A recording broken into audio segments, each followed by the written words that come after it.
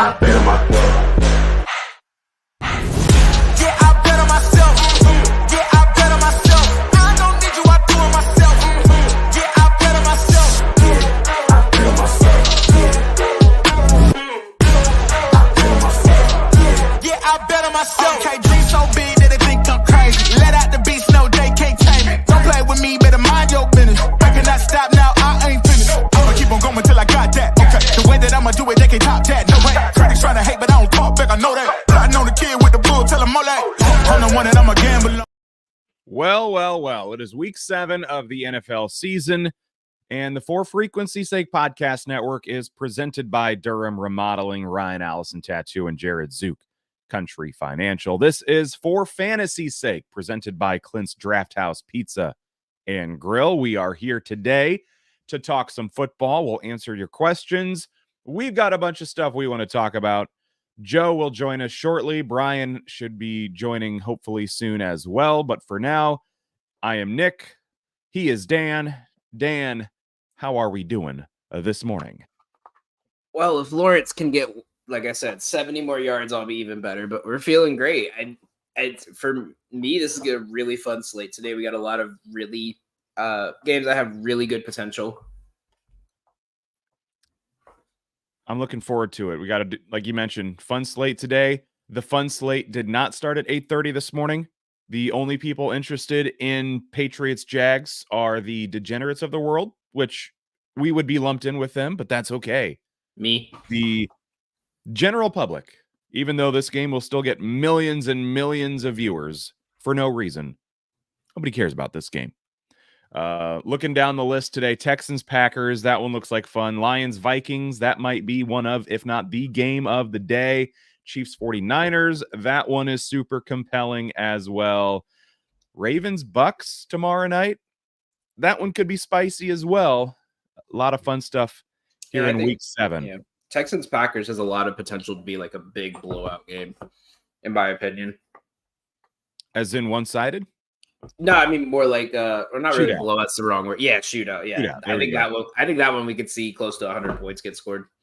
I was going to say neither defense really quote unquote scares me. Both defenses can have good moments and bad moments. So yeah, I think if that game is like a 33-30 or better shootout, sign me up. That's the kind of stuff. You know what it is? Every time I look at a game and I'm like, "Oh, this is going to be a fun, high-scoring game," and then it's like 10-7, or it's one-sided. Like I'm so hyped for that Vikings game, but I just know that it like in my head, it's going to be this great, glorious game, and then like I'm going to watch it, and it's going to be like 7-3 going into the fourth quarter. And it's not even going to be fun to watch. And like something that's just going to be like the most boring game in football.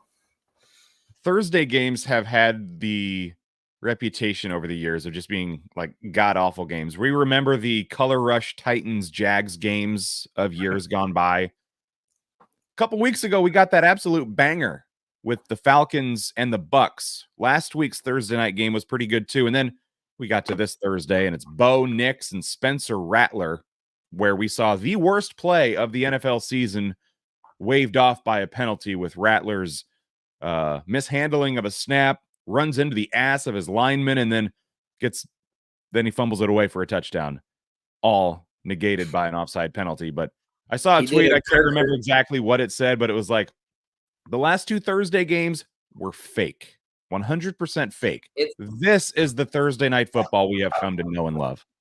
Yeah, I was going to say, it's always like, I feel like first 5 weeks of the season, there's always one crazy game, and it's just the peak. And it just goes down from there. Yeah. And then you've got these Sunday morning games, and we're way down here. We are way down here. Jags making London their second home, back-to-back weeks over there. Can the NFL do like what MLB does? Like when they do the game in Mexico City every year, they always put 2 rivals. Can we have like a Ravens Steelers in like an international game, or like Eagles Cowboys, like some kind of like rivalry game that is like not going to be just big like in the States, but it'd be like something big to bring overseas, like a game that's actually going to get national attention. Like if this game was played in the States, like the networks would be fighting for the other one to take it. Yeah, nobody's dying for Jags Patriots, even before the season, before the Jags were as bad as they are. Patriots about as expected, but Jags have been worse. And yeah, nobody wanted that game. I don't even know if for frequency's sake podcast network had a chance at the rights, we would even turn this one down. Bro, I wanted to find something to bet it on because I like having at least one thing to open up like the slate with. And I just looked at it and I was like, I gotta force myself to bet something. And that's and the funny thing is it won. So like I'm feeling good about it, but it's still like it was like ripping that band-aid off that's stuck to your arm hair. All I had was Hunter Henry's yards, and he's already cleared that by a mile. So I can't complain about that. Well, Joe should be joining us here shortly. He's a few more minutes late than he was expecting to be late. But hey, I know the feeling. That was me a couple weeks ago. So let's jump right into it. You and me, mano y mano, one-on-one. Who would you rather have rest of schedule, rest of season? We'll talk quarterbacks, running backs, and receivers. Again, if you have questions or comments, drop them in the chat wherever you're watching on Facebook or YouTube. Like, subscribe to the podcast network. And again, you are listening and watching For Fantasy's Sake, presented by Clint's Draft House Pizza and Grill, along with Dan Hancock. I'm Nick Brinks. Rest of season, who would you rather have? We're going to throw out Baker Mayfield, Anthony Richardson, Caleb Williams, or Dak. WTF was that in week 5? No, in week 6. What WTF was that? Prescott.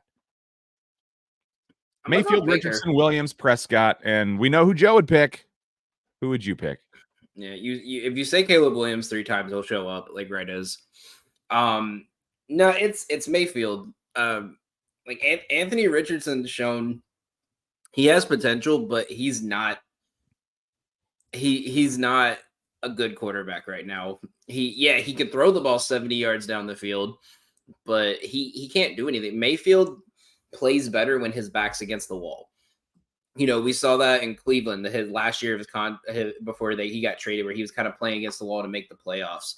You got when he went to LA for that 1 week game where he had 2 days to learn his teammates' names and played great. And if you've seen it here, every time it's been a game where it looks like the Bucs are supposed to be the team getting blown out, he has an amazing game. So I think with the fact that Godwin is getting better, Otten has kind of shown up in the offense, and they've kind of went from this run approach to let's get the ball in the air as much as possible. I think they're going to be good down the season. I think I'm going with Mayfield. It seems like a no-brainer. 1 or 2 weeks of really good quarterback play from Baker Mayfield, we could be thinking, all right, let's just wait till this reverts to the mean. But we are 6 weeks in. He is the number 2 quarterback in fantasy football for this year. And we're giving you a chance to take him even money with a few other guys. So I think I agree with Baker. If I had to stack them in order, I might go Baker, Caleb, so Prescott, Richardson. Richardson could have the highest ceiling of all of them, but injury concerns and just very inconsistent play right now really worries me about him. Against the Dolphins, if he's going to have a get-right game, back from injury, it could be today. We'll see. Well, and like to mention with Mayfield, these next couple of weeks are going to be where it really shows. His schedule in the next 4 weeks is Baltimore, Atlanta, Kansas City, San Francisco. That's a tough schedule. But when you get to your playoff time, and this is why when I saw this question, I wanted to look like after the bye, like when we get towards December. Carolina, Las Vegas, Chargers, Cowboys, Panthers, Saints. He has a 5-game stretch against teams that they should be able to blow out of the water, passing wise. So I think he just has the better ceiling out of all of them. Caleb Williams, I think, is gonna, hit that week 15, week 16 kind of rookie fatigue. I think could hurt him. And then if they find themselves out of playoff contention, I think they're going to kind of limit him a bit. So I think Mayfield just has the general cash out there. Let's move on to running back. We've got Tony Pollard, Aaron Jones, James Conner, Josh Jacobs. Pick one. Who would you rather have for the rest of this season? And I'll say also, Tony. before we officially move on, C-Bus Picks says gimme Baker as well. So I think My we're all boy in agreement there. Steve-Bus. I'm going Pollard. I really like him in Tennessee. I think he fits in well with their offense, especially with the rotating quarterbacks right now. Aaron Jones is coming off a hip injury, so that's going to be tough. And Ty Chandler's looking really good. And we're getting to the Call of Duty release date, so anything in Arizona is a stay away from me. I like Pollard too. I might lean Josh Jacobs here just for the fact that he is running the ball really well. He's not scoring the touchdowns that fantasy holders and fantasy owners of Josh Jacobs would like to have. But at least from a yardage perspective, every week when I check my league with Josh Jacobs, he's always racking up the yards. And so, yeah, I think of those guys, Pollard and Jacobs are probably top two. Jones is Jacobs has the volume. Connor was scoring all the touchdowns early in the season, and he's kind of on a dry spell now. Yeah, Jacobs gets that most volume, but like there will be a game where it's 25 carries for 100 yards, and then the next week it's 25 for 30. So it just depends on if his feet are getting hot. I think with Pollard and Spears in the backfield, you don't really know who they're going to put out each time, and what the plan is. Like you don't know if Pollard's going to be the running back or receiving back. At wide receiver, we've got Devonta Smith, Terry McLaurin, Chris Olave, and Garrett Wilson. Olave was out this week. Devonta Smith, he has missed some time. Scary Terry feels like maybe finally getting the breakout that we expected from Terry McLaurin with an NFL caliber quarterback throwing it to him. Garrett Wilson, will he be chump change now in New York now that Devontae Adams has shown up? How do you feel about this? Smith, McLaurin, Olave, Wilson. I think you got to go McLaurin here. I mean, Olave almost turned into radio in that last game. And Devontae, the problem with the Eagles is you kind of got to pick your poison. If you don't get both him or AJ, one of them two is going to have a big game every week. Very high. It's like a boomer bust cycle with Smith every week. It's like going for Debo or Ayuk. You don't know who they're going to use each week. But also with them, what's his name? That rookie, like Grammatica or whatever his name is. They have some rookie who's been getting a lot of touches in like short routes, and I think that's going to pull away from him. But McLaurin he's making sure he gets McLaurin involved, and I think he's going to continue to play like this. Let's squeeze in a few questions here. We'll go back to our very first question of the day, and it might be along the lines of something we've already talked about. But this week, Heisenberg asks, Baker over Burrow this week. How are we feeling about that? Baker, he gets to play against the Ravens defense, and the Browns are the defense against Burrow this week. I personally do like Baker over Burrow this week. Burrow has been pretty hot lately. I think this Cleveland defense, this divisional matchup, might be a day that takes a little steam out of his hot streak. Yeah, I'm gonna go Baker. Yeah, I'm gonna go Baker too. I saw a stat this week that Zach Taylor and Joe Burrow against AFC North opponents, the under is hit 80% of the time, and they've lost majority of the match, over 60% of the matchups. So this Browns defense, I feel like it's just one random game from snapping back to where they normally are. So, and Baker against a pass defense that is just still trying to figure it out. It seems, Baker's an obvious choice here. Plus, who doesn't like a Monday night sweat to finish your league off, right? And I know Joe Burrow, if you have Burrow, you're probably starting him. But if you've got Baker, is he not set it and forget it territory by now? I think you need to trade one of these away. See if you can get something for it.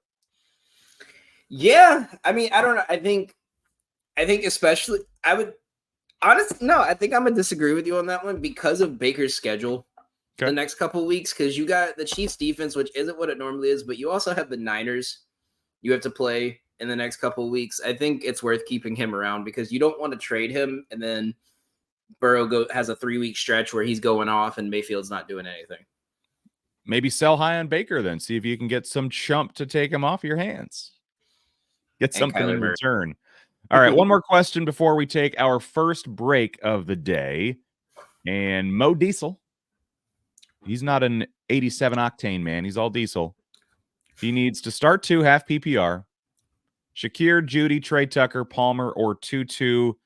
And he also would like us to rank them as we welcome Mr. Winkle. He's finally out of bed. Guess who's back? Back again. Not Florida State, but Winkle is back. No, they suck. I'll go Judy and Shakir this week. What a I would say- disaster this is. Yeah. I'd go Judy, Shakir, Tucker, Palmer, Tutu is how I'd rank them. Even though Deshaun Watson is god awful, he's Jerry Judy is the only target on this team really, besides David Njoku. So I think they're going to try to force the ball to him. And the Bengals defense has been ass as normal.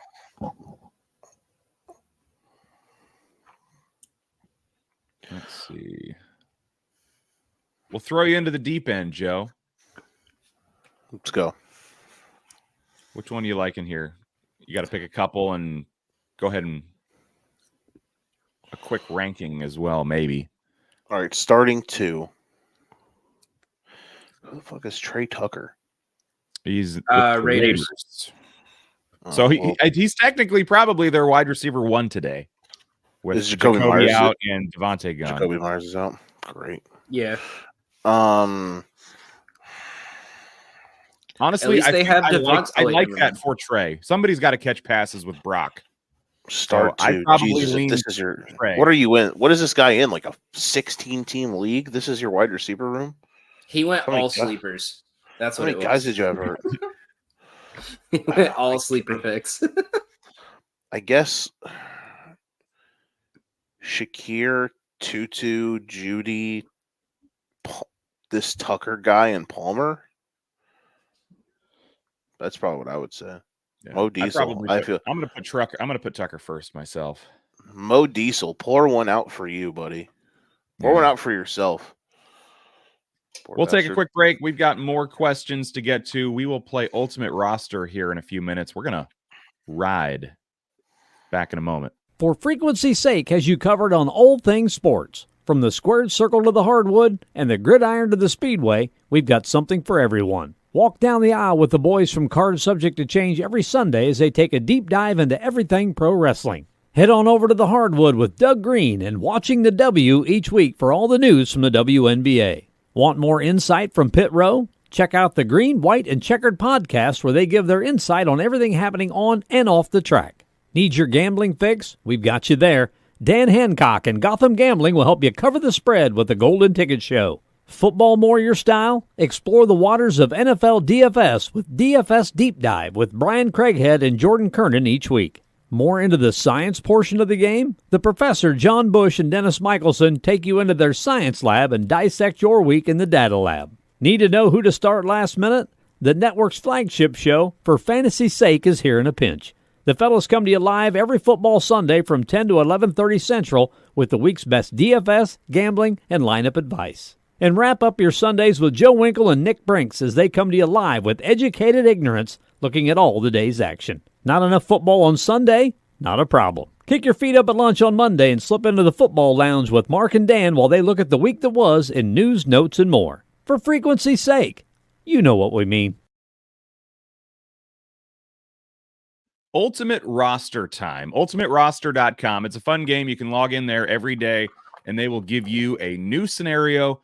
You pick the players and see how close you can get to an optimum or ultimate fantasy roster. Today, we ride with Russell Wilson. He is back as a starter in the NFL Week 7, 2024. Justin Fields is chopped liver now. It's Russell Wilson time. We're going to Rest talk in peace, teammates. Justin Fields, and shout out to his family. Of Russell Wilson over the years. Seattle, Denver, now Pittsburgh.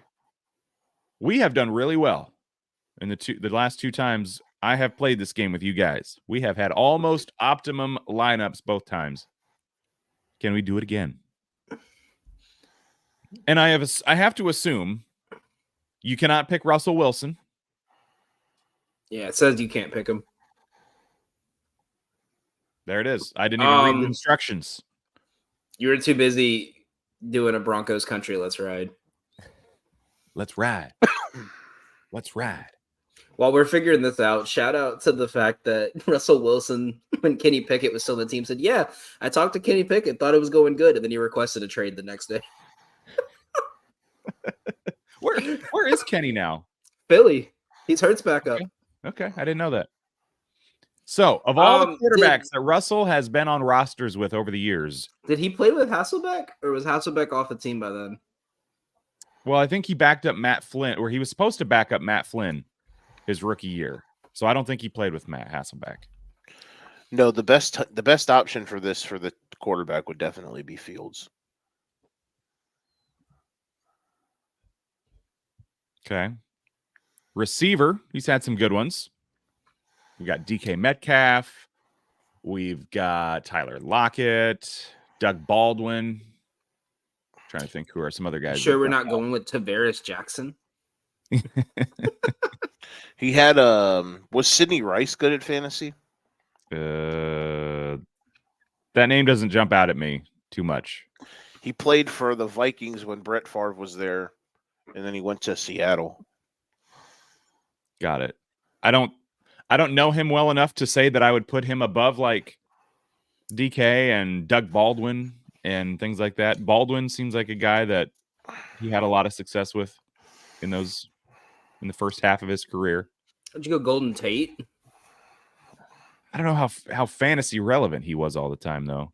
Well, running back would obviously be Marshawn, right? Yeah, I think that's probably the because Sean Alexander was gone before Wilson came in, right? I'm under receiver. That's why Lynch. Well, we'll throw him in there. I think that's got to be the obvious one of the bunch. Yeah, Tyler Lockett's been on the team forever. And he's usually pretty reliable. We'll throw him in for now. Maybe we'll change him. And then we need a tight end and a flex. I'm going to pencil in Doug Baldwin, but we could still change him. He played with him for Didn't Greg Olsen play 1 year there? Yes, I believe they did. Probably the top tight end option. Do you see anybody on here that you think we should change? We haven't really. Is there anybody on Pittsburgh right now that we would put on the list? Other than I Fields, can't really think of anybody. God, no. The only other player, and in Denver the last few years, they haven't. Nobody jumps out at me there either. The only two players I'm thinking of is if we did Geno for Fields, but that's kind of a toss-up, and then if we did Jimmy Graham. Because he played there for 2 years. We should put Jimmy Graham instead of Greg Olsen. Would we? Not the Olsen. Do you think we could put one in the flex? Do you think one of them would outpace Lockett or Baldwin? I think he would outpace Baldwin. Just because the Cam Newton Olsen years were like that was the top target when Steve Smith left.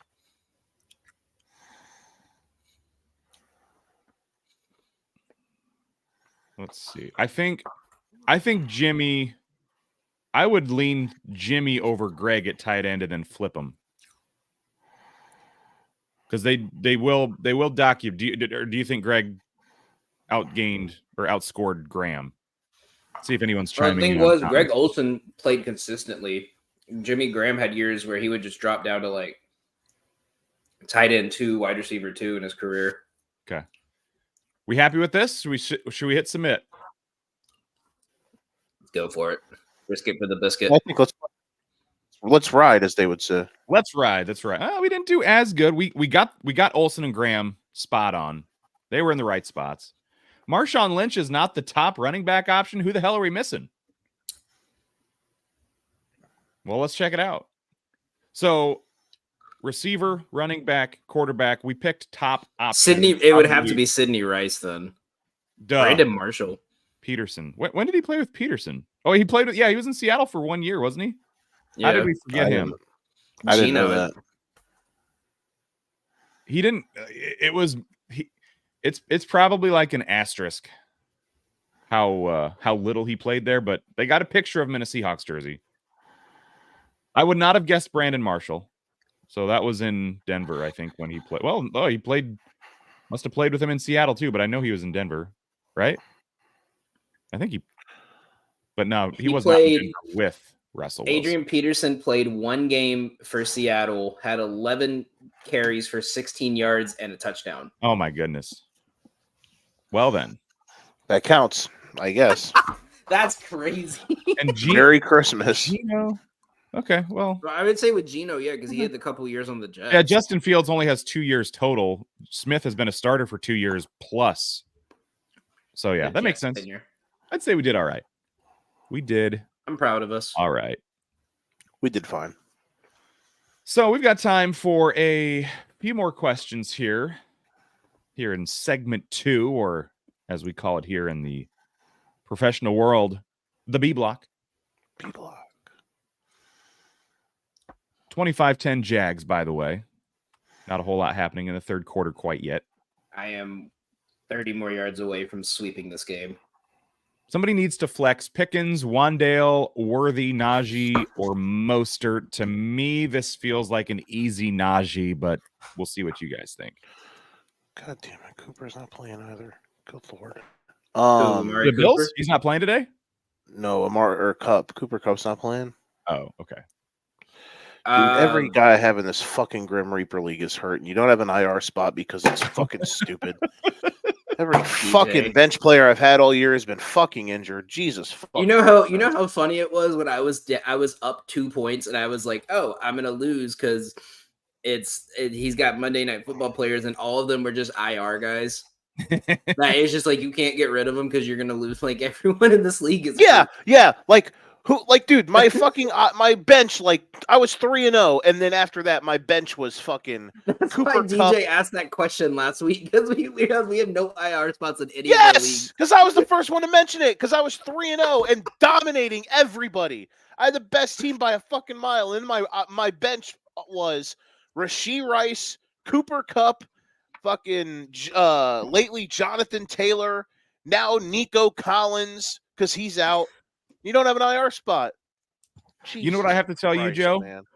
Just stop getting hurt, and it's not a problem. You don't need an IR spot if you don't get hurt. You need to get on the phone and talk to your boys. No shit, man. So who are we feeling for top 5 low darks? He's got 5 low darks here. That's for sure. I'm gonna go Mostert. That's my pick. I hope it pans out. He ran really well right before the bye. And Indy's defense, we saw Tony Pollard go off for like 130 yards last week and 2 touchdowns. So I think I think A-Chain's still questionable, right? They haven't announced if he's in or not. Last I saw, he did not have a designation on him. Oh, I saw this morning it was questionable. So I mean, either way, if it's half PPR, I would just go a running back here. It's just I don't trust anyone against this Jets defense. I think this trade, I want to see how they react after this trade. Wandale would be a good choice, but Neighbors is playing. So from last I saw, he was playing. So I would. And Wandale's not even the second option in that offense. No, Is he behind Darius Slayton? I feel like he had like 2 good weeks when they didn't know who to throw to when Neighbors was out. And everyone was just like, oh, he's the wide receiver 2. He's really not. He's wide receiver 3. He just happened to have 2 good weeks against teams that can't guard the slot. Lydia wanted me to let you know that you being angry, Joe, is her favorite thing in the world. I'm glad. It's been a pretty shitty weekend. But hey, Illinois played well, right? And you didn't bet the Patriots.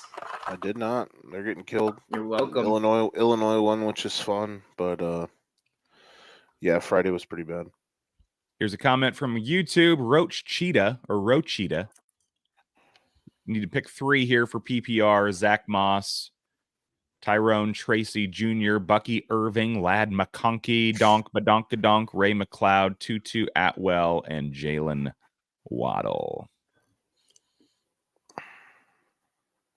So I'm going to go Waddle for one of these because I saw, especially PPR, because I've seen a lot of people take his over on receiving receptions because Someone's got to catch the ball when Huntley throws it. They've been running a lot of short routes for him with Huntley, and the Colts have runs zone defense at like the 3rd highest rate in football. They're one of the worst zone defenses in football. So I think they're gonna get a lot of short passes and then just break through. Tracy, because that defense is still trying to figure everything out. And I would say Bucky Irving, just because the way, like we were talking about Mayfield earlier, the way he's playing, they're going to have to get the run game going. And he's fighting for an official spot as the starter probably this week. If he has a good week against Baltimore. Even before White was out, Bucky was taking a lot of his carries. Like he was trending in the direction of taking the RB1 job. Yeah. So I like Bucky too. I like him. Yeah, Bucky. Probably Bucky and Ray. Guys, stop asking questions about Zach Moss. He's not the running back one there anymore. Watch, he'll go off today, but guys, Chase Brown's got the job. The only reason Zach Moss gets reps anymore is because he can block in pass pro. That's about it. Speaking of mossing somebody, who do we think has the best chance, Harrison or Williams, to moss somebody today? Give me J-Mo. And then H-Chan. We need to start one as a flex. Give me J-Mo. Yeah, don't start any Dolphins players unless you absolutely have to. You don't think that if they can't run over Indy's defense, we're going to pack it up and go home. The offensive line sucks. They have a terrible quarterback. It hasn't stopped anybody else yet. I mean, unless every team that has played the Colts has a good offensive line. There's got to be somebody that hasn't had a good offensive line and still ran all over them. I'm just saying, Bears didn't run the ball. Miami, The Bears didn't run the ball. They will not do it. The Bears couldn't run the ball on them. And honestly, if the Titans had a competent quarterback, they probably would have won that game by 3 scores.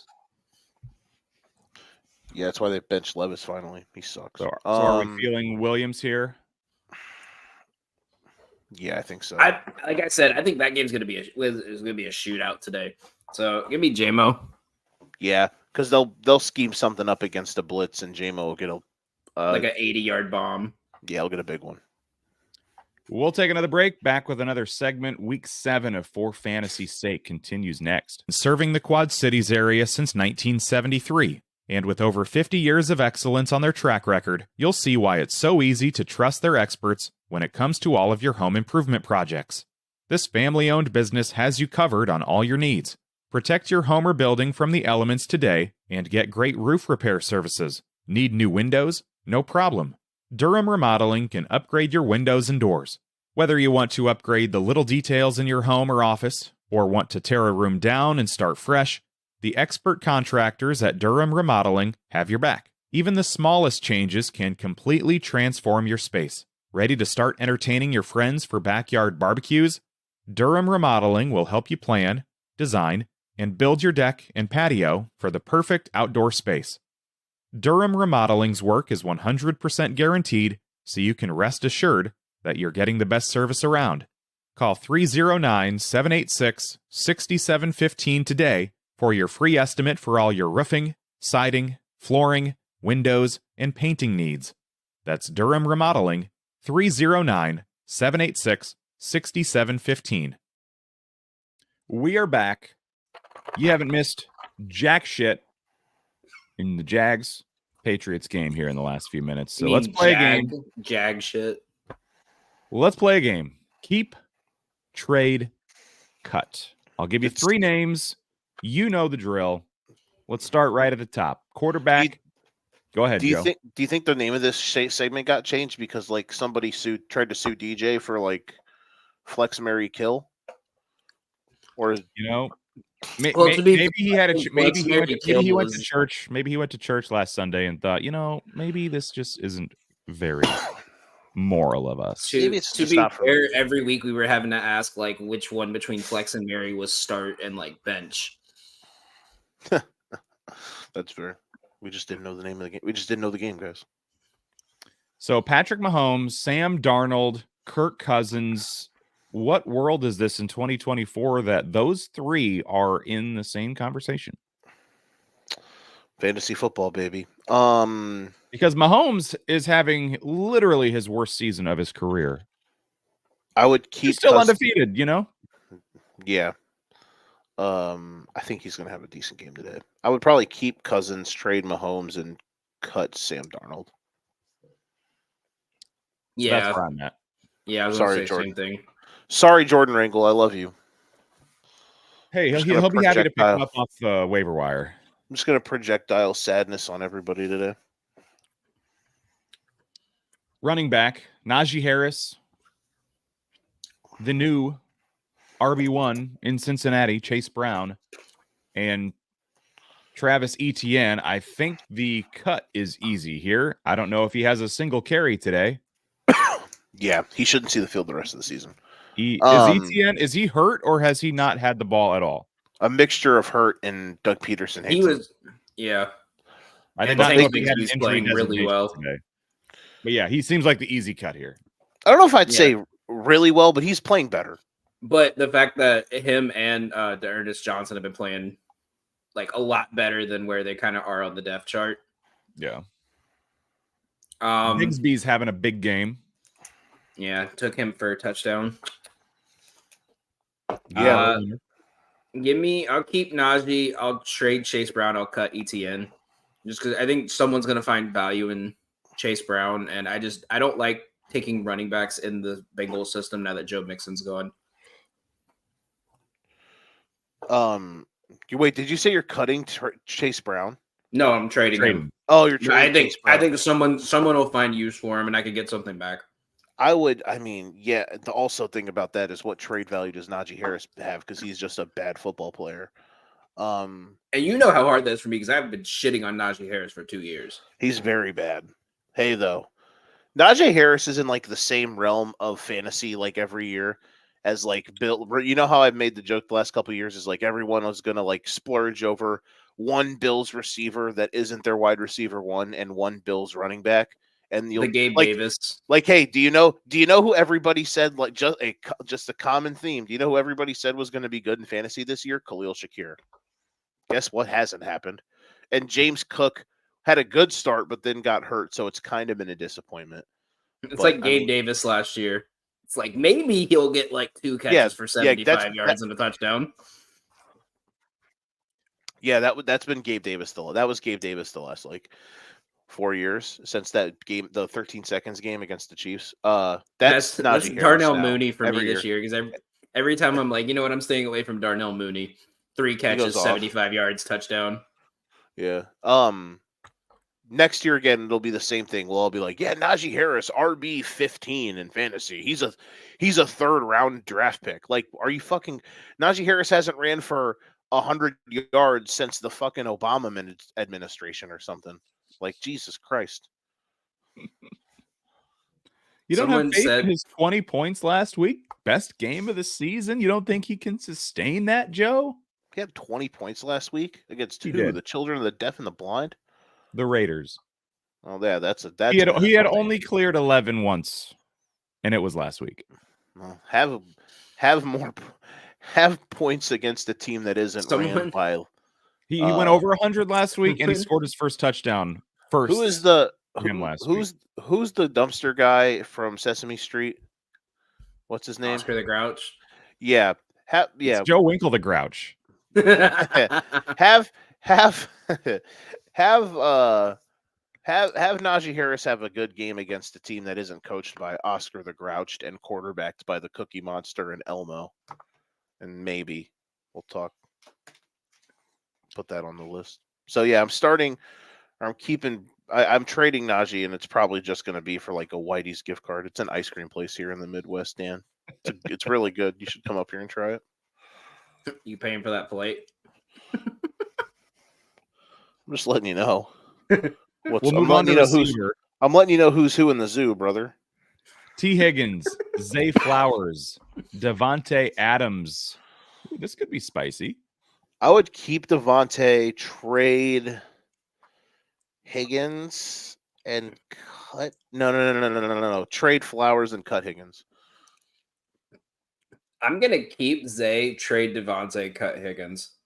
I have just me personally, I have no interest in keeping a wide receiver in this giant, convoluted, twisted up, weird wide receiver core that we are now gonna have to see where every other day it's going to be, why aren't they throwing to Garrett Wilson? Why aren't they throwing to Devontae? Why is Allen Lazard getting 15 targets a game? That's fair. He's getting 17 So touchdowns this I would just rather, Yeah, him and Chris Carter. you know That's when that like 38-year-old baseball player in the last year of his career just goes off for like 20 home runs and he gets drug tested every week. Like that's what we're seeing from Allen Lazard. It's just like, fine, you won't go get Devontae. I'll just throw to my geriatric receiver that's on one leg and not throw to my all-pro wide receiver that literally could have the best season in his career with me fully healthy. I know week 1 when Lazard caught 2 touchdown passes, I thought, is there literally anybody happier that Aaron Rodgers is back than Allen Lazard? And let's give the man some credit. He's only 28. Okay? Come on, Dan. Allen Lazard is 28. Yeah. I feel like you know what it is? It's the Packers uniform. Someone said when a player wears a Packers uniform, it automatically ages them 30 years. I can see that. When you stared at number 4 for all those years, they do tend to look old. Someone found a photo of like Jimmy Graham when he was like 27 on the Packers, and they thought he was like on like 40.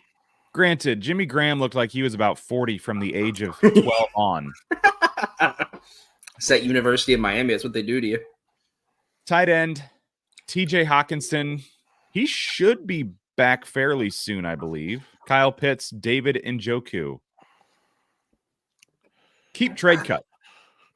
You already know my keep. Much as I fucking hate it, I will let it hurt me again and again and again. Kyle Pitts, trade David and trade TJ Hawkinson, cut Njoku.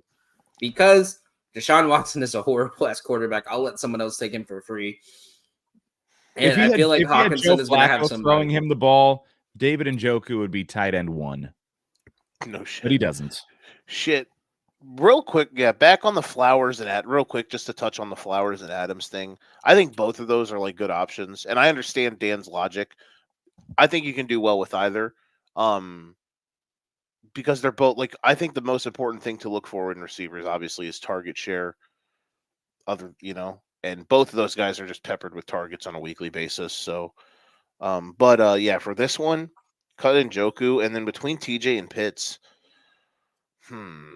you'd probably get more out of. I mean, I guess, I don't know. Who do you think would have actually more trade value for fantasy? Like, who could you get? Like, if you between Hawkinson and Pitts, who could you trade to a sucker in your league? Hawkinson. And get more out of Hawkinson, because you everyone's going to be like, oh, he's back. Pitts. Huh? The thing is with Pitts is this. Pitts is getting targets. He's just getting contested targets. Hawkinson's coming off an ACL injury. And it's going to take him 3 weeks to get into the rhythm. In an offense that already kind of has their set system, I don't think he's going to do much this year. No, I think you're probably running away with your league and you're number 1. History, they're not going to be like putting him out there that much. And as much as it sounds stupid, the way these like random offensive linemen that they converted, like Johnny Munt and dudes like that, are playing, like they've realized they don't need a tight end on their team to be successful. No, I think you're totally say with right. Hawkinson, you could probably trade him to somebody that's like already locked up a playoff spot. They're doing so well, but maybe tight end is a little weak for him, as it's weak for everybody. They might be looking to boost their playoff chances with a healthy Hawkinson. Might be interesting. Nick, I'll trade you TJ Hawkinson for Justin Jefferson straight up right now. I might have to take you up on it. I might. Never forget when a guy traded me Jamar Chase for Jonathan Taylor in the year he was the number 1 overall pick. He gave me Jamar Chase, Patrick Mahomes, and Justin Jefferson as my big 3. Oh, man. It was beautiful. We'll squeeze in a couple questions here before we move on to a little daily fantasy, but I don't think Brian's going to join us today. He is our DFS expert. But Gino or Anthony Richardson today? Seattle could be in a shootout with the Falcons. Oh, wow. He's joining us. He'll be here. Bad signal. We just had to say, Brian, Brian juice. We ju- Brian juice. We Brian. we just had to Three say we just had to say Diego Pavia's name 3 times. So No he one will else be gets here. that We but will me. talk some No one DFS else gets that here in but a me and minute. Brian. But for that question, I'll go Gino. If you're trusting Anthony Richardson at this point in the season, just give up. Yeah. I mean, Anthony. Yeah. Gino. And then one more before the break. Devontae or Devonta? Half Nice. PPR for Evan. Devontae? He's gonna get like 30 targets tonight. I saw somebody put together I saw someone put together a parlay of 100 yards for Devontae, 100 yards for Cooper in their first game with their new teams, and it was like plus 2,600 or something like that. And I was like, that'd be kind of fun. Do we think Amari will have the same type of effect? I don't. He did like when he went to Dallas, when he got traded to Dallas. Yeah. No, you know what's gonna happen now that Josh Allen has a clear wide receiver 1, he's gonna throw to everyone but the wide receiver 1 again.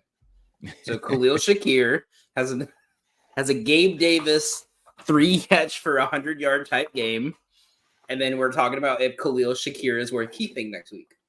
Well, to my knowledge, isn't Amari not playing today? Everything I've seen showed that he was.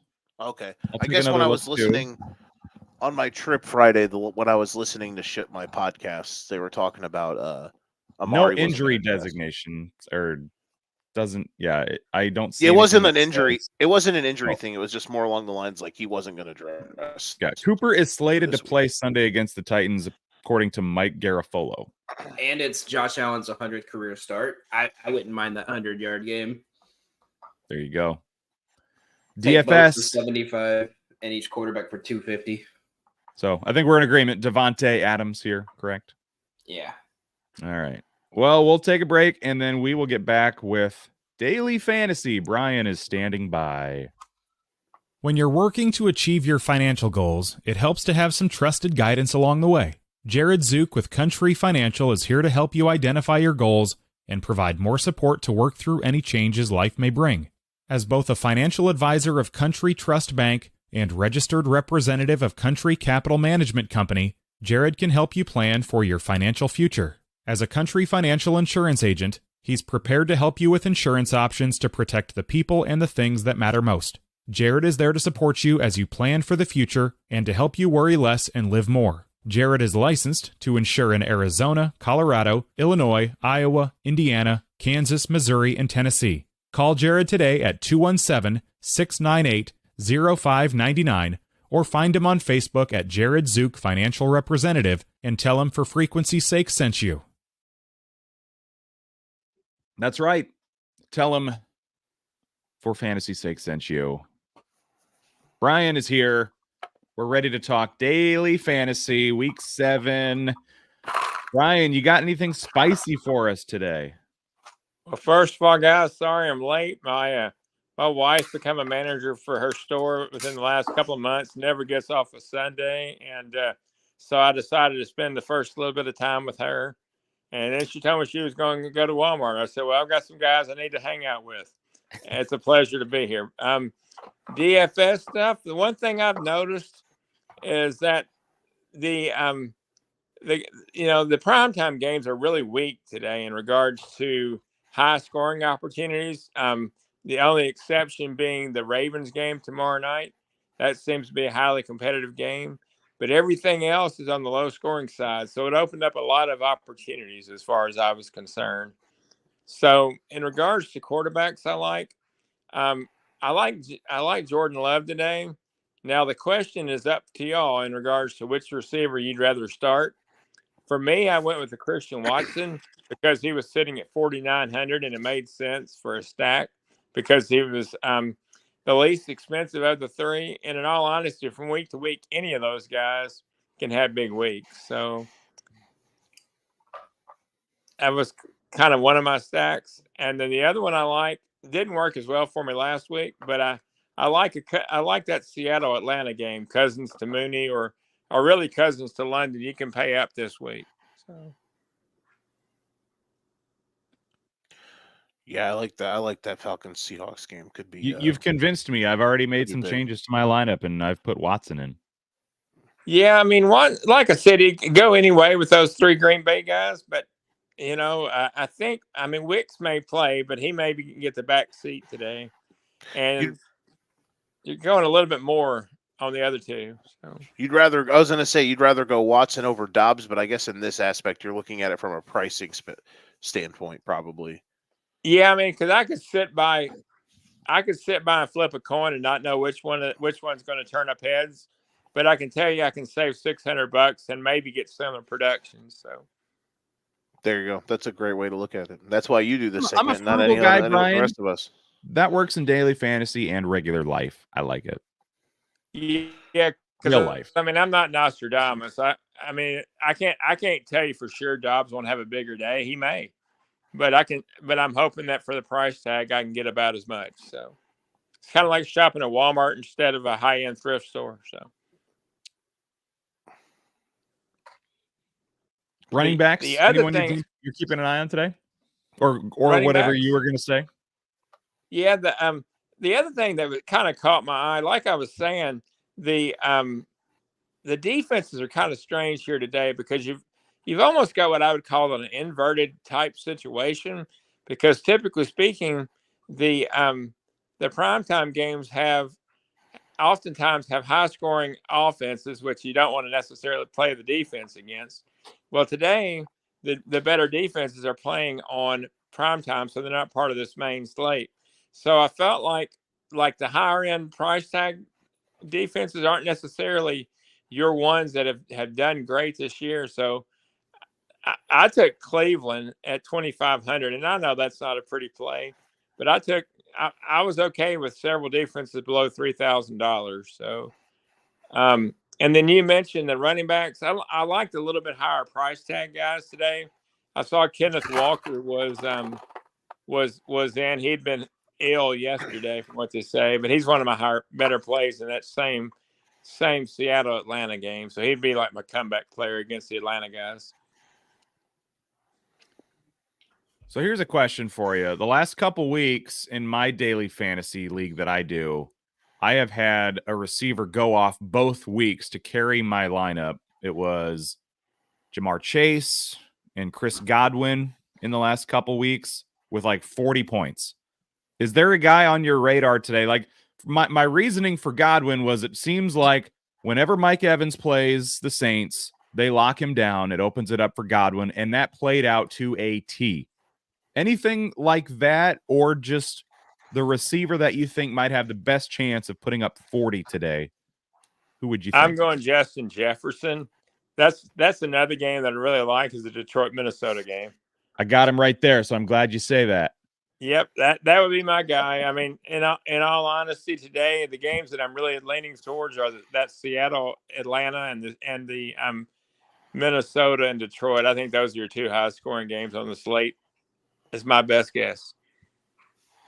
Packers Texans in that next tier of high scoring games, you think? Yeah, like I was saying about the Packers Texans, for me, my lineup includes Jordan Love, Christian Watson, and Joe Mixon bringing it back. So it'll be in that next tier. I think Green Bay's defense is good enough without Nico to kind of try to stop Diggs. It's not like they're not familiar with him. And Houston may have to rely on the run. Even Jair Alexander and Diggs always seem like they get into it at least once whenever they play from their Vikings and Packers days. Yeah, it's kind of like Mike Evans against the Saints. They have a history. So I think that's my next tier, but I think there's a way there's a kind of a way that Green Bay can maybe, they're not going to control Houston, but I think they can make them earn everything. And it's at Lambeau. It is. That always helps. I wish the weather was I'm not a big Packers fan, but I got the Packers DST, so I wish it was a little bit colder. So you're willing to pay up for guys like Justin Jefferson today. You mentioned Watson as kind of a value play. who are some bargain bin clearance options, the Dollar Tree variety, that you think could step up today? I've got 2 or 3 today. So Juju, they say, is going to play. I know it's a tough San Francisco defense, but through the air, I think Kansas City can compete. And before the bye, he had a really big game, and he's sitting at 4,000.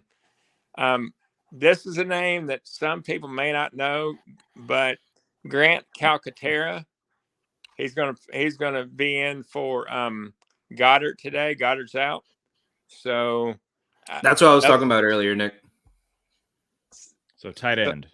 Yep. So Grant Calcaterra is another name that I like. So there's several good options at receiver and tight end today that you can work with. I like the Juju one because they figured some stuff in that bye week or that Saints game. And I think there's a world where the Chiefs offense looks pretty good today. Now, Juju he has a questionable designation as I look now. Is that not a factor? Are we not worried about that? They came out on Roto World. Not sorry to not name drop, but they came out on Roto World earlier today, and he said he was playing. So perfect. I like that. That's the advantage of coming on at 10:45. I got a chance to check all the news before it came on. So that's why I don't lock in my lineup 100% until I talk to Brian each morning. And you should do the same each week around 10:45. We talk DFS. A couple more minutes here before we take a break. Brian, anything else in the daily fantasy world today that you are looking at? I know one right now, I'll let you go first. I've got 2 guys I want your opinion on if you have anything else you wanted to talk about. I don't have anything great. Like I was saying, I think your bargain options are wide receiver and tight end. I would pay up a little bit on the running backs today. I don't mind that. The thing that was kind of interesting about the running backs, I mean, like Tank Bigsby, he's having a nice, almost 100-yard game right now. But he played the early morning. A couple of guys that we thought might be options were the fill-in there at Minnesota, but Aaron Jones is slated to play, and the Indianapolis guys like Goodson. I don't know that he's that great, and he's pretty well priced anyway. So I'd pay up a little bit on running back, pay down everywhere else. So a couple guys or 3 guys that I was intrigued by. His price tag it's lower, but it still kind of scares me. But he's been productive as the number 2 guy, Tyler Algier at 5,100, Kareem Hunt at 6,000, Joe Mixon at 7,200. Give me some pros and cons for maybe those 3. Okay, so out of the 3, who was the first one you mentioned? Algier. He's the I'm cheapest. not as I like the game script, but I don't like him as well as the other 2 you mentioned. I'm really big on Kareem Hunt and also Mixon, but not quite as fond on Algier. I'm just a little worried that he got the game script his way last time, but unfortunately with him, that's kind of an inconsistent game script. So I'm a little nervous about him. But the other 2 I really like in games that should be very competitive. So I would definitely feel comfortable with the other 2 in your lineup. Well, I like that because you saved me some dollars elsewhere with Calcaterra and Juju that I've been able to put Mixon in over Algier. So I feel better about these changes already. And you're perfect. We'll see how that shakes out. So you're lineup perfect. is pretty much exactly Brian's today now. Hey, I like that. I just hope it works well. I'll send you the check when we're done, when we win. Hey, that sounds fun. The one thing I'll say about Calcaterra, he doesn't need a big game. I mean, he needs 10 points. He needs 5 for 50, 4 for 60. If that. If you don't even get that, you save money and we're able to go with Mixon. So good play. There we go. We will take a quick break and then Joe. Last question from Joseph the Broseph. Should Vandy be ranked? Yes, 22nd. Let's go. Anchor down. It didn't get much of a barometer increase last night, but they did win, and that's all that matters. So now we're 5-2. So Wins are what matters. Also, Diego Pavia, first team All SEC. agreed. Let's go. The guy's back. been awesome. Name a better one, I would say. It's either him or Nuss, the QB for LSU. Yeah, in my opinion. Joe I will think break down. Oh, I think who will get it will be Georgia's quarterback, but Could be. Joe will break down his Sinister Six when we return week 7 for fantasy sake. Stay tuned.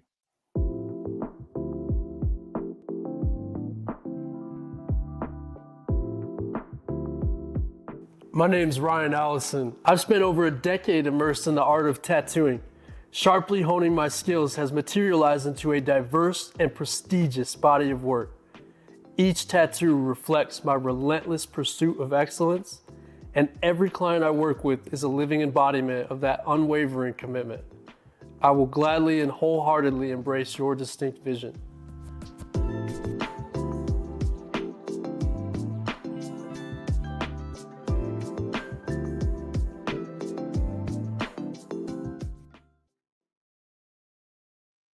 Every week, Joe breaks down his Sinister Six, and I always throw out the dumb joke. If he goes 6-0, we get to pick a tattoo for somebody. Today, it's going to be a kitten on the left forearm of Dan Hancock if Joe goes 6-0. So make it happen, Joe. You mean right here? Let's go. We're back. Is that a kitten? I see. No, it's a devil goat. We Nice. went to a Devil thing goat. where you put a coin in a gumball machine and you have to get what comes out. Oh, and I that's got a right. I devil do goat. remember you saying that. I was so mad about that though. That's funny. Love that. Oh, and by the way, for those watching us and ignoring London football, thank you. We appreciate that. Slap the subscribe button, give us a like, all that fun stuff. Joe had to be talked out of not taking Patriots plus 5.5 this week. We are in backdoor cover territory. Perhaps 4 minutes to go. Patriots get the ball down by 9. Let's see. All the what threats I happens. gave you this week were for nothing. So- It just covers. Yes, So but while was I will watching say this. DFS, I will say this. It'd be the wrong side. So the process of fading it, the process of not doing it. Joe, it's not about process. It's about wins and losses. Joe, do you want to explain to them what happened this week? Did you tell everybody what you sent me? I was told telling me. Nick before the show started. So this week I told Dan Sunday night. Well, remember after Guess the Lines, Nick, remember how I said the fact that the Patriots were such long underdogs was insane? And I said to Nick, I said, I don't know, man, the Patriots could win. And then I texted Dan at like 2 a.m. I said, I need you to like intervention me to not let me take the Patriots. And then he made it his life's work to just come up with the most ridiculous shit ever. AKA, for example, here's just one of the random. He would send me little affirmations every day, like reminder that if you bet on the Pats this week, Nathaniel Hackett will be Caleb Williams' OC for the rest of his career. Or this other gem from Friday, which was a real good one, even though Friday I wanted to, get my 13 Reasons Why on and send everybody a tape.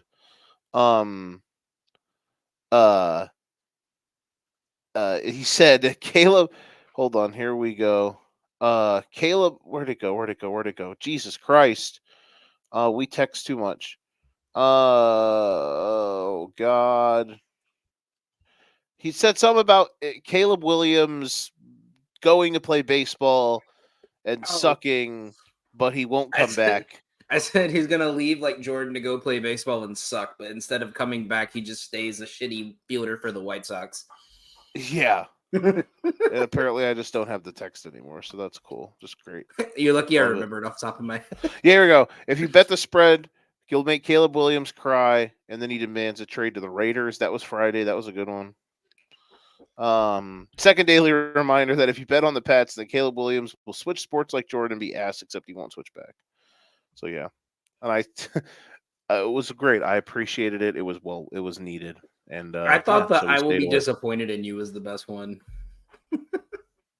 Yeah, it was great. Okay, so I sent Dan a copy of this like the other day. We have torn it to shreds. It is all on the cutting room floor. Is that 7 picks? No, that's 6. Okay. We have ripped it to bits. We have deleted some stuff. We have tweaked it. We did not like the model this week, gentlemen, even though the Sinister Six is not, I mean, it's kind of hot right now. 3 straight weeks of 4-2, 3-3, and 4-4. After we kind of went to the well and got rolling, we're back to 500. We're 18-18, so let's keep it going. A couple overs that we're going to start the day with. One in the noon slate. I think the other one is in the late slate. Tell me if I'm wrong, gentlemen. First one, Seahawks Falcons over 51.5. I love it. Was not on my card until I knew I was going to put it in about midday Saturday. And then I officially put it on here this morning. So Seahawks Falcons over 51.5. Both defenses are either injured or just not great. Both offenses have really good quarterbacks. And good weapons and indoors. It's good. That's this is the rainbow strip game. So we're going to ride it. The other over, same number of points, kind of becoming a principle, for us, and not because of the team you think. Panthers Commanders over 51.5. Guys, Panthers overs right now are principle. They just are. I mean, if you go through every game, what's a game this season where the Panthers over has not hit? Let's take a look here just for the old S's and G's of the world. 48 last week, might have 48 last week, and they give up a lot of points. Exactly. 48 was the total, or 58 was what we ended at last week, and the total was 40-something.5. Bears Panthers finished with only 46, but the total was 39.5. The week before that, Bengals Panthers, another over in a Panthers game I took, that cleared.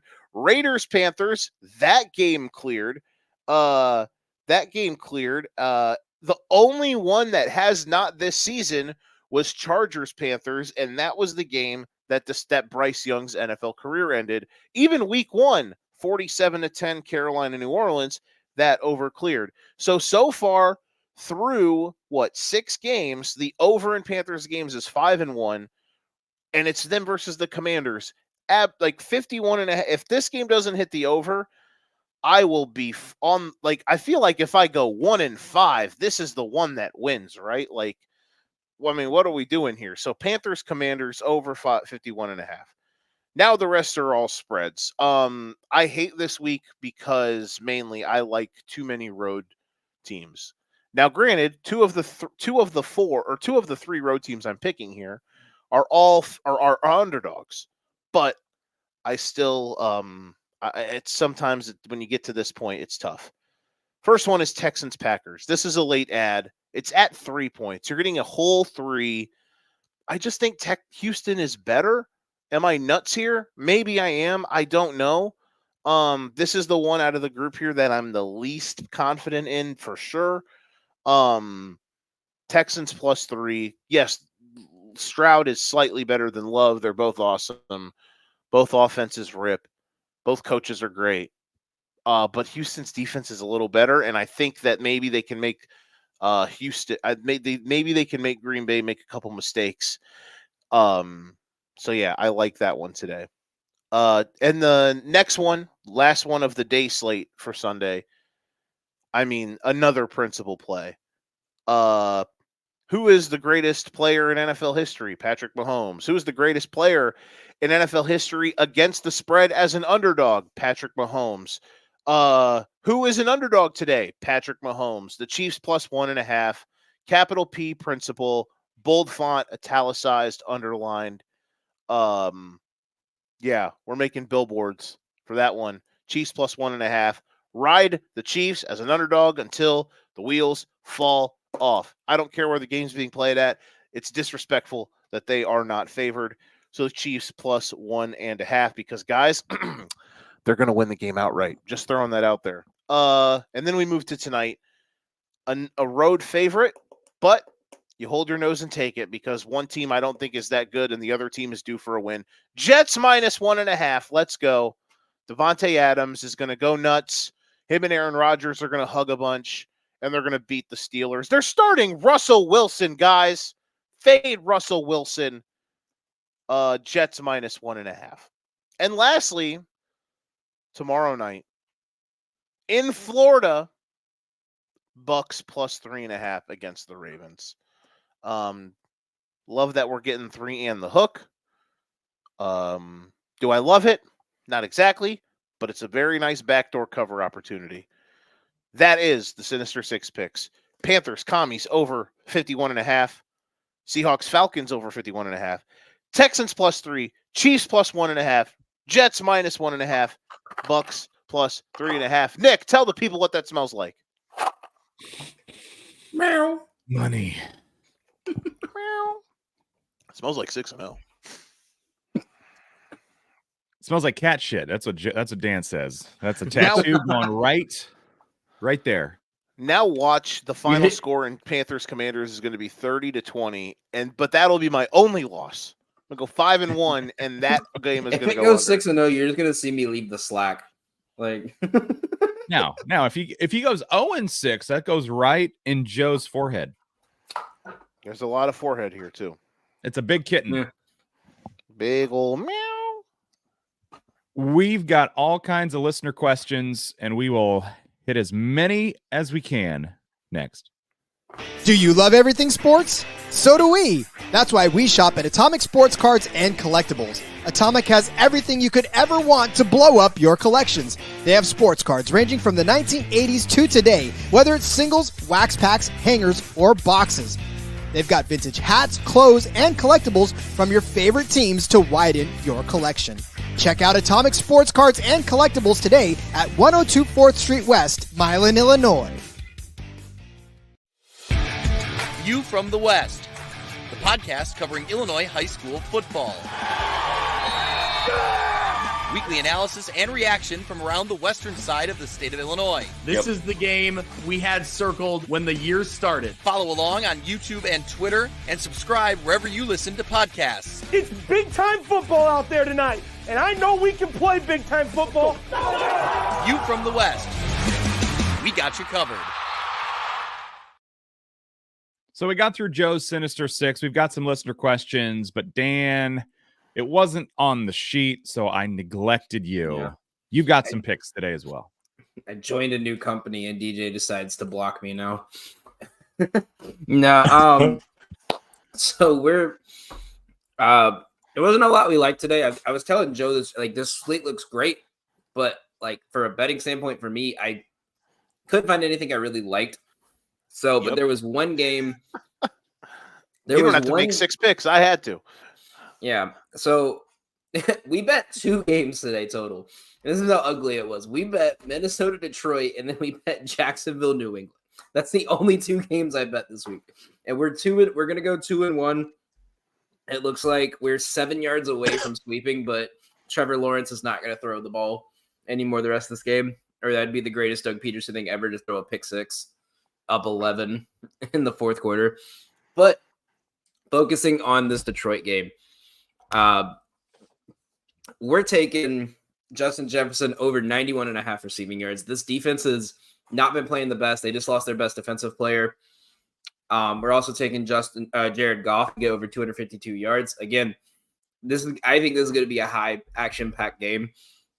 And my absolute favorite play of the day, I'm taking Detroit straight up, plus 110 for 2 units. Dan Campbell as an underdog is 9-2 in the last 2 years against the cover, and 5-6 straight up. It'll be 6-6 today. I'm taking Detroit. I think this is where Minnesota's perfect season ends. That was it. All right. I like your Jefferson pick. I've got 92.5. I didn't get quite the nice extra yard of buffer that you did. Illegal bookies. There you go. A lot of questions to get to today. Let's just run down the list. We answered a question for Evan earlier. He's got another one. Tracy, Downs, or Waddle? Waddle.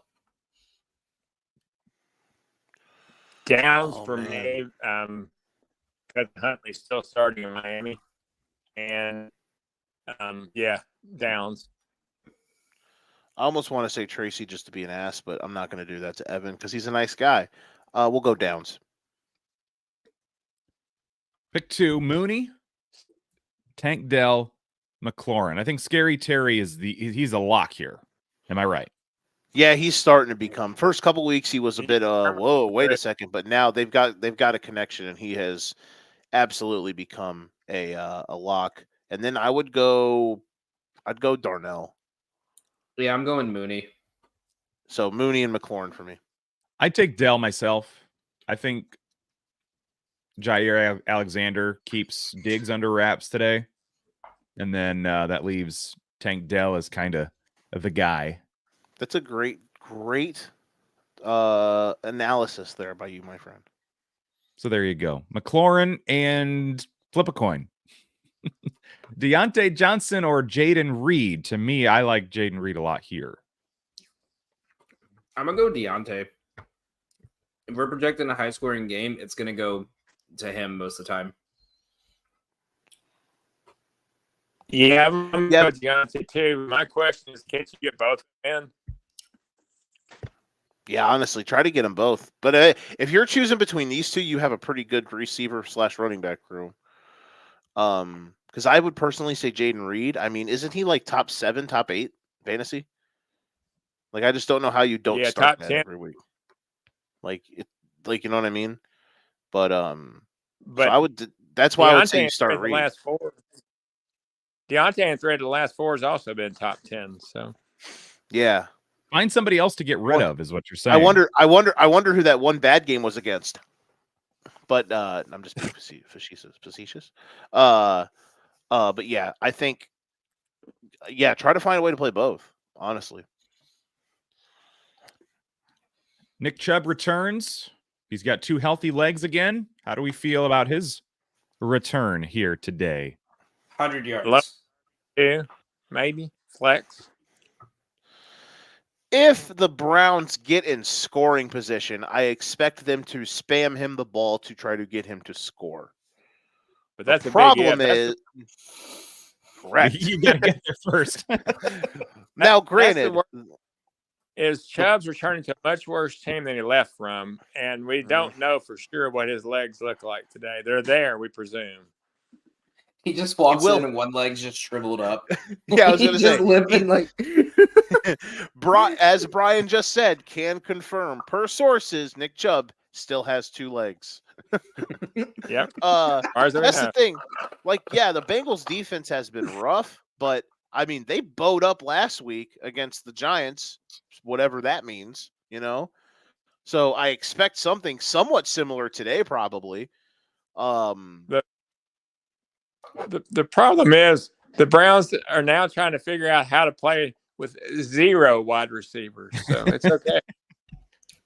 They will be. Listen, man, they are eventually just going to start. Listen, Army and Navy are both going to be top 20 teams soon in the country. And if they keep winning, I mean, who knows where this train's going to go. So, I mean, maybe the Browns are just going to see how well Army and Navy are doing, and they're going to start running the triple option. Can we take a minute to appreciate that Navy or Army yesterday faked a triple option, fake triple reverse, flea flicker post route for 30 yards to start the game yesterday? What a beautiful play call. They're so good. Army and Navy are so good. Navy See, now I don't feel bad getting my ass kicked by them in NCAA because they're good. Like, I'd be losing. Yeah.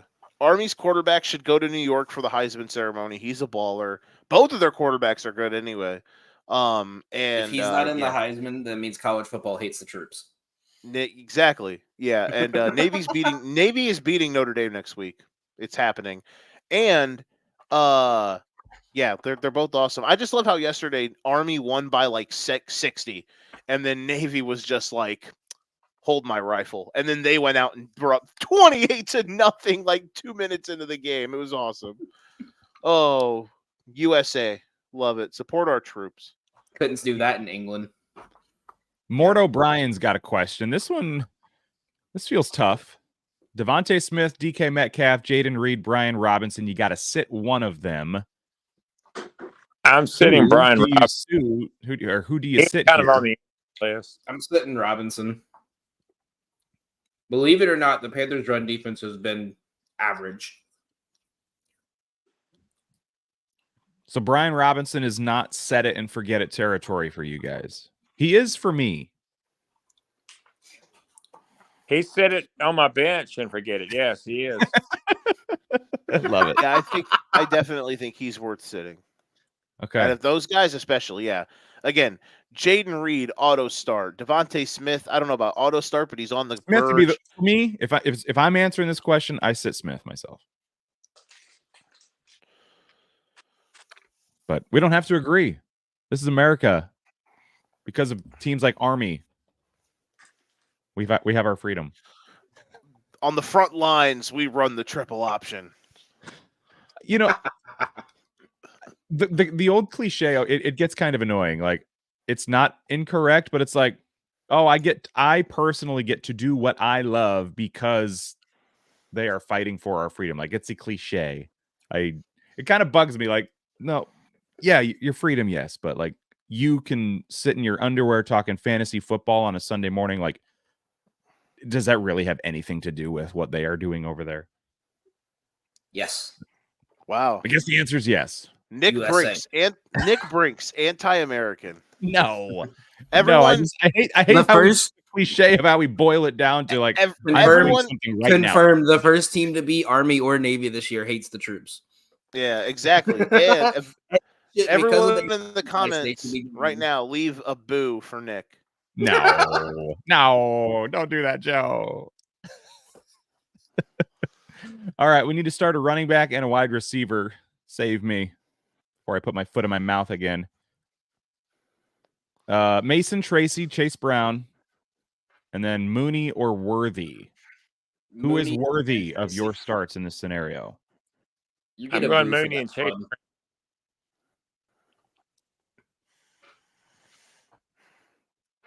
Oh boy. So I know he's I know I just said the thing about Jaden Reed being a tops. I know I said about like Jaden Reed being a top 10 guy. He's an auto start. I know, is Jordan Mason as a top 6 guy in PPR leagues an auto start today, even though they're playing the Chiefs? That's tough. My only concern with Mason, he's been on and off the injury list this week, and they're gonna blitz the hell out of them today. Yeah, you're not wrong. I'm fine with how many was just start 1-1? God, Chase Brown and Mooney. I'm a Chase Brown Mooney guy myself. So Tracy Mooney. I don't trust that Philly defense. My only concern with Tracy is Singletary might keep in mind when setting your lineups. Is Singletary back today? I think he'll be limited the way Tracy's been playing lately. Not out like last week. Yeah. Okay. We need to start 2. Pittman, Downs, Judy, Tracy Jr., Ridley. So this must be flex. I'm gonna go Tracy Jr. and Downs. I'm gonna go Pittman, and I'm gonna go on a theory I've been working on, and I'm gonna go Ridley. I feel like every time a receiver comes out and bitches about his targets, the next week he gets like 10 targets in the first quarter. And when Mason Rudolph at quarterback, it's a little bit easier. The problem with that is, see, he did have 0 catches last week, but Calvin Ridley did have 8 targets. Wow. So it's just it was an amazing. When I heard it too, I was like, "There's no way that's real." It is real. That slipped by. But that was with Levis at quarterback. With Rudolph at quarterback, I think he'll get a little more attention. Levis started last game. I think he did start against the Colts. Yeah, he did. He did, because I remember that game popping up on Red Zone because it was close at the end, and just seeing his stat line, and he was on like 75 yards for what felt like an hour. Joe Flacco just casually was throwing 40-yard bombs. Yeah. Question from Amanster23. Chase Brown or Tyrone Tracy at running back? What does your running back room look like? That's your option right now. Those are like decent. They Like, went into Chase their Brown's- their draft. They were looking for some sleeper handcuffs. No, this is a guy. They went straight no running back to like around. You're 8. wrong. This is a guy who's sniping the waiver wire. Come on now. Come on now. I'm still gonna go Tracy here. answer- Anything involving Myles Garrett on the opposite end of you. Mm-mm. That's fair. I just think the one good thing about the Eagles defense for me is their D line, and the Giants O line is banged up. So that's But- why I would say Chase Brown. But They're struggling in Fangio's system. They're letting everything get past them. sure. Ayuk or Christian Watson for Mr. Brewer? I'm okay with Christian Watson. I haven't seen Ayuk do anything all year except get paid. He ain't done I'm- shit. I'm banning every San Francisco wide receiver because when I pick one, the other one goes off. Correct. Correct. The one Like week the time I picked up Jawan like, Jennings even- and, waivers. Even the time I picked George Kittle, Jusic gets gets 8 touches and 2 touchdowns. I was like, are you fucking kidding me? I will also say Christian Watson. Pencil in Brandon Ayuk anytime touchdown. RB help. Zach Charbonnet or Trey Sermon, or should I pick up Jalen Warren in Miami? I don't think you do that with that offense. You don't go for the third guy. I read somewhere that Kenneth Walker might be on a bit of a pitch count today or a snap count. One of our future questions just down the list mentioned that Schefter reported that. Yeah, Juan Pena. So that might bode well for Charbonnet, but Trey Sermon is Sermon the RB1 with Yeah, Indy, Taylor's out, or is Goodson kind of taking? Is that a dual backfield with Taylor out? At this point, Anthony Richardson's your running back. That's true. So let's reread this question just a minute. He said Jalen Warren for the Steelers, right? I was Not thinking Jalen Jalen Wright. Got it. Yes, you're right. Yep. We got a Steelers fan here to correct that. I'm okay picking up Jalen Warren, to be perfectly honest with you, and taking a chance over those two. I'll take Charbonnet. Honestly, even when Walker was healthy, he still gets a decent amount of touches for your RB2 spot, and he's in there for a lot of passing plays. So that hopefully helps a little bit. There we go. Kincaid or Parkinson in a tight end premium league. Kincaid. Yeah, Kincaid. Josh Allen loves anything. It's his white tight ends. Yeah, So Kincaid. Dawson Knox is going to score a bunch today. Yeah, they're going to go the other way. Amari Cooper to Dawson Knox touchdown pass. Here's Juan, and this is where he mentioned that Kenneth Walker could be on a snap count supposedly today. So how are we feeling about Kenneth Walker over Alexander Madison? I would still take Walker. Even on a snap count, you go Kenneth Walker. Yeah, I You think can give me unlimited snap. Madison wouldn't care. Agreed. Okay, easy call there, Juan. There you go. He's got another question. Needs a receiver 2 and a flex, and he's got a lot of guys here. Just looking down the list here, I'd want to say Lazard and Christian Watson might be 2 guys that I like out of here. Myers, I think he's out today. So give me Watson. The most Aaron Rodgers thing would be to get Devontae Adams and throw to Lazard. Alan Lazard even more. You just all of a sudden you see Donald Driver suit up, just come in for the end of the game. So between outside of Watson and Lazard, anybody else like anybody here? I would say Downs. Yeah, maybe Bateman. I'm kind of high on Bateman, but with the way Flowers is being utilized now, I think it limits him a bit. I'm fine with whatever y'all got. So. All right. And then we've got these. For Who's me. for Nick. Chandler, welcome back. Notre Dame should beat Army, should beat Navy also. Yeah, but Trade look at Henry. Trade I was Henry gonna for Pollard and Jefferson. And go ahead, Joe. I was going to say, look at what either DJ or Doug, who was ever on that, put in the chat before that. They said, because we were talking about the first team to beat Army or Navy hates the troops, and then they said, what if the first team to beat Army or Navy is Army or Navy? Oh, it would be great. What a hell of an Army Navy bowl. The thing is, there's a world that exists where Army and Navy play back-to-back weeks, and that is, I would put like good money that that's actually going to happen. By the way, at this rate, Those we're are usually fun to watch, but usually like 7-3 this year. I think it's going to be a little higher. Yeah, that 800 rushing yards.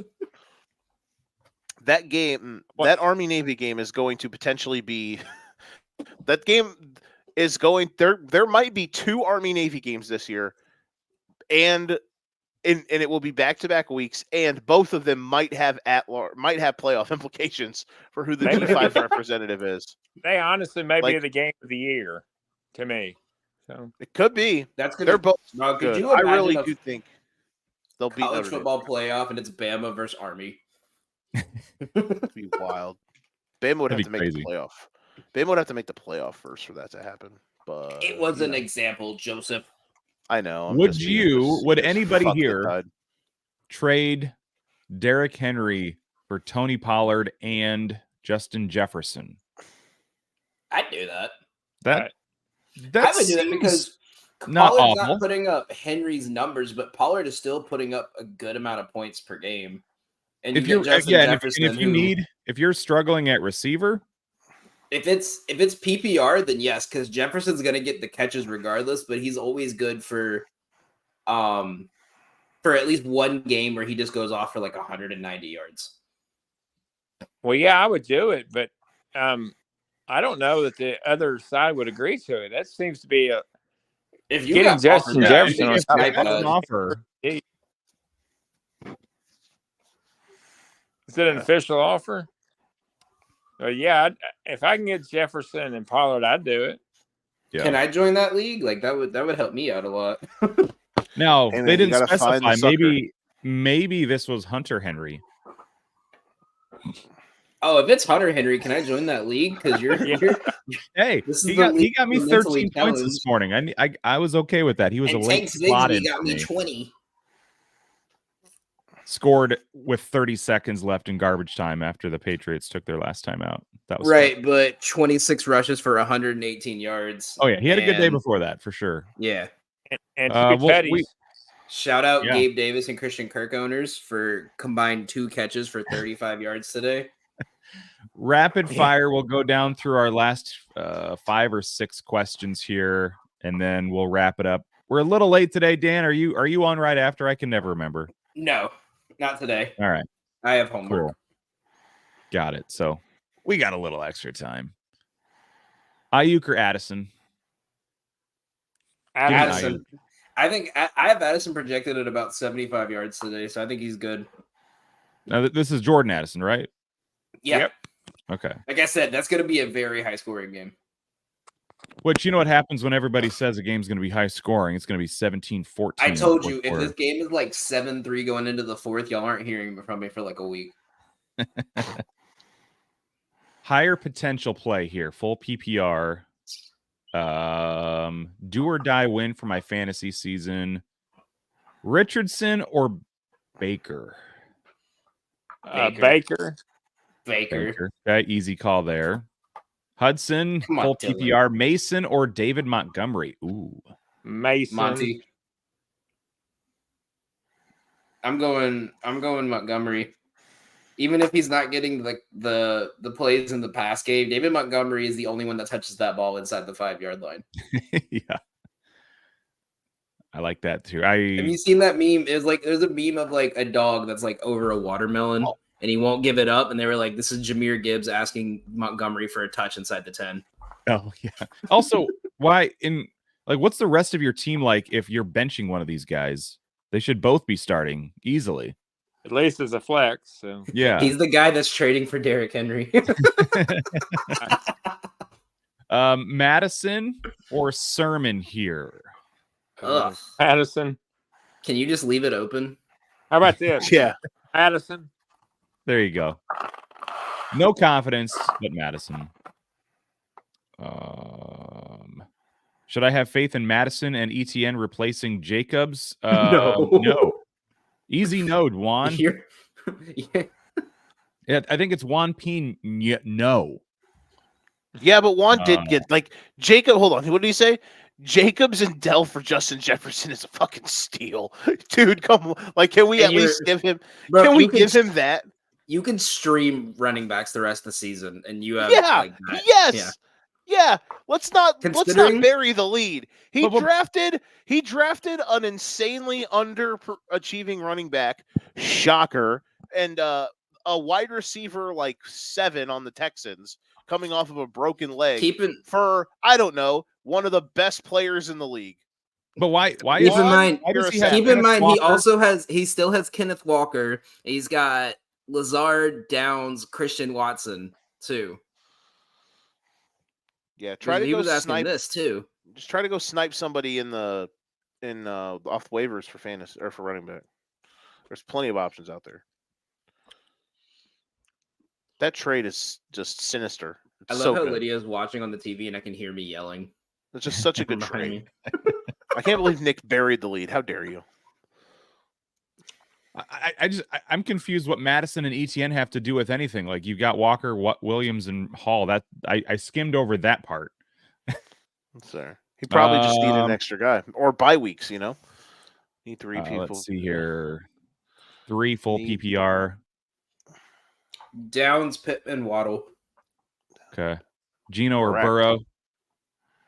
Give me Gino today. Yeah, Gino. Whittington or Worthy? Whittington. I'll take Whittington. I'm going to go Whittington, and I'm also going to go Eugene Cyril Smith III over Burrow. DK, Dell, or Terry. Start 2. I'm taking Terry. And coin flip. Maybe DK. I'm going to go DK and Terry just because I went through to find Gino's full name, so I have to at least go with his wide receiver.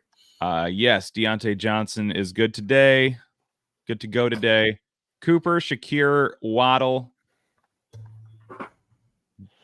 Dan likes Waddle today.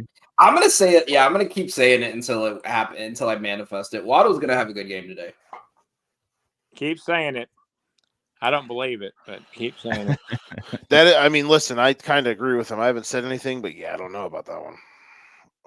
We'll see. I'll believe that one. I believe. Well, Joe, we'll what see. happened the last time you didn't believe in me? I'm just saying. We'll see. Did Tua come back? And I didn't Not hear yet.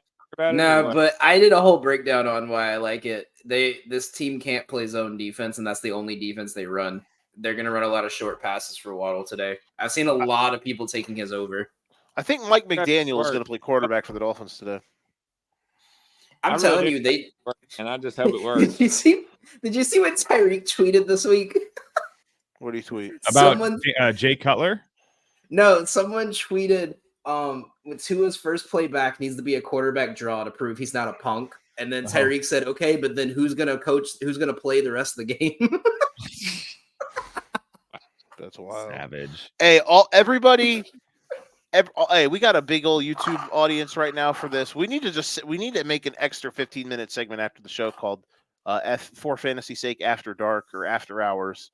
Come watch us tonight. Me and Brinks, our lovely esteemed host today, on the Educated Ignorance podcast tonight after Sunday Night Football to break down all the games. We do guess the lines for the next week. We break down the games for that we see through the day. We have fun. Come be a part of the conversation. So that'll be around 10:30 Central Time. So come hang out with us to cap your Sunday. He brings the ignorance. I bring the educated.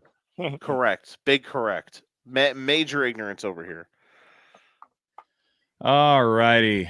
2 more questions. We have gone way over time today. That one's too long. Mixing up with another question. Don't That one's do too that. long. Yeah. He needs RB and flex. I went back to it. Jacobs, Brown, Downs, Harris, McConkey, Pickens. Give me Jacobs and Downs. Give me the first two, Jacobs and Brown. There we go. Agreed. That helps. Highest upside. Goff, Richardson, Cousins today. I'm in a similar boat. I've got Goff and Cousins as a toss up for me today. So this I'm gonna go Cousins. All right, I Jared think that's what I've Thomas got. Goff. I would say Cousins slightly, but I think both are good plays. Is anyone Between him and taking Goff. Dan Skipper as a wide receiver this week?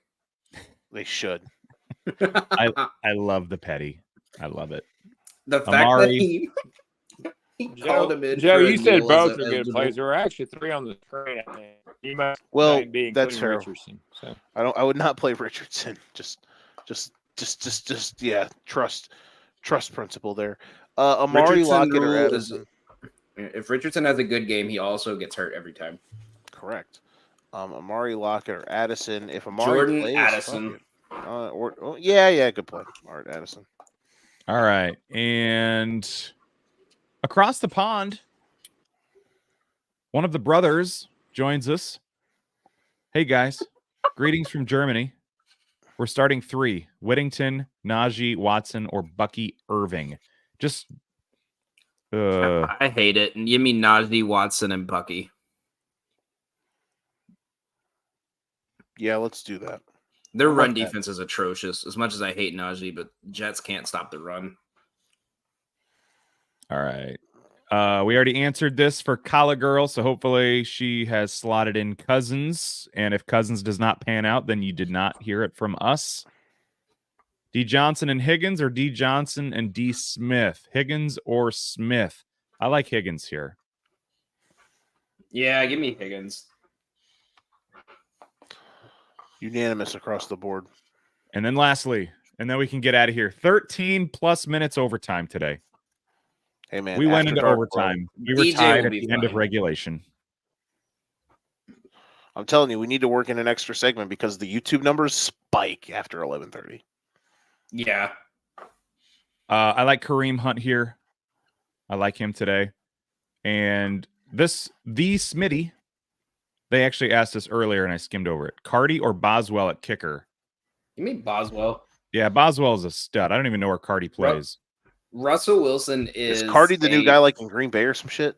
Yeah. Oh, okay. Yep, there we go. Yeah, I like Boswell. Russell Wilson is a merchant of getting the ball inside the 30 and then forgetting how to play football. All right. Well, guys, we did good. We did well. May your fantasies be fruitful today, and may your bets be undefeated. Cardi might Final not thoughts be from you guys. Joshua Cardi just to be he's on the Rams. I apologize. Oh, Brandon McManus is on Green Bay. okay. Go after my boy Ethan Who'd they Evans. lose? Not sure. Dang it! I thought we were getting paid overtime for this. You guys are getting paid for this? Yeah, insert "We Are the Millers" meme here. Yeah. You guys are getting paid?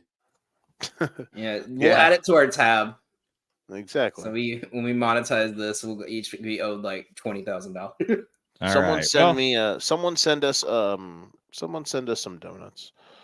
Last one, Coda, Jordan Whittington or Romeo Dobbs. Romeo Dobbs. More touchdowns. Romeo Dobbs. All right. Gentlemen, have a good Sunday. Joe, I will see you around 10:30 Central tonight. And we'll recap the day in football. Peace. Bro, y'all. Be good, be great. All that good.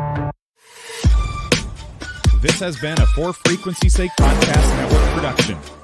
For more great content, subscribe to For Frequency's Sake on YouTube, Facebook, and Twitter.